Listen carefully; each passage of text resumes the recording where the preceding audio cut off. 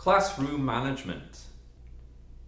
I find the term classroom management to be quite misleading, as the majority of management comes before you even step foot into the classroom.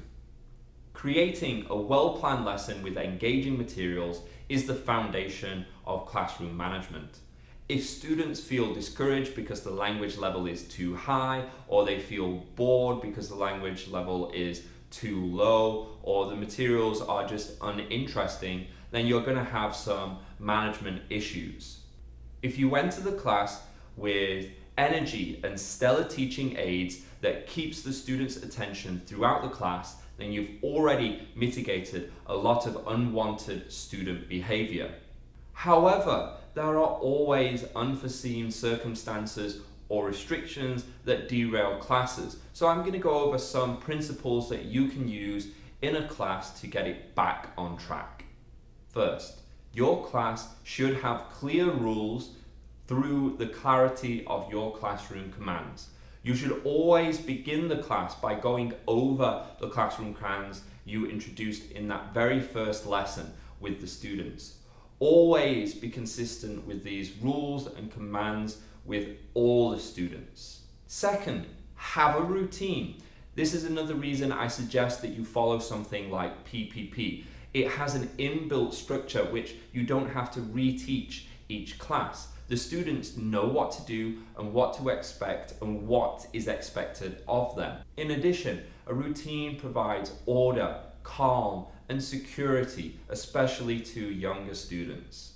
In regards to techniques you can use to manage a class or a student, I use something I refer to as the classroom management quadrant, but it is mostly for younger students. Adult students that I have behavioral issues with, normally I'll just talk to them directly, or if their language level is low, I will use an intermediary, as I think as adults we know better.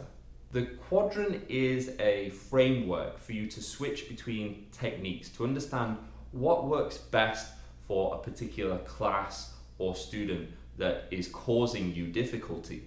The left side of the quadrant is rewards, and the right side of the quadrant is discipline or punishments.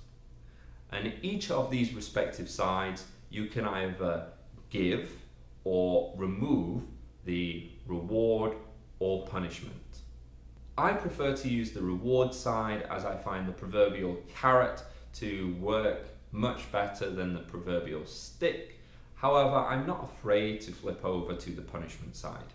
Along with repeating classroom commands at the beginning of the class, I actually go over the reward the class will receive if they follow the rules, which is usually part of a movie or a popular song at the end of the lesson.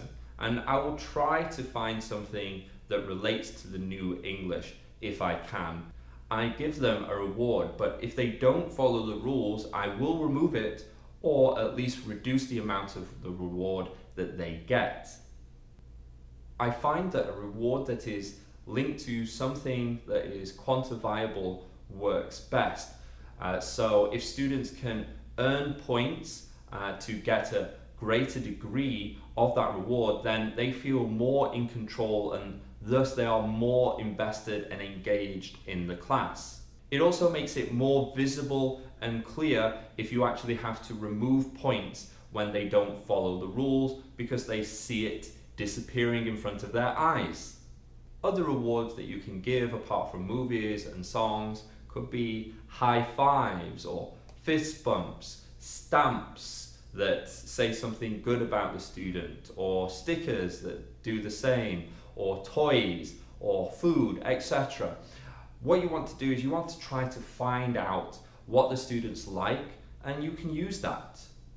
The punishment side of the quadrant is one many teachers are hesitant to use, as it brings up this idea of corporal punishments like caning. But in reality, it could just be giving a stern teacher look that makes a student uncomfortable. One of my favorite uses of punishment is the silent treatment. If a class is not following the rules, I'll just take a seat and sit in silence, thus giving the class the silent treatment. When they pay attention to me again, I'll refer back to the rules and continue the lesson with 10 times more energy, thus removing the punishment. Other more physical punishments could be removing chairs so that the students have to stand and they're a little uncomfortable, but they can earn back the chair by answering questions and behaving well.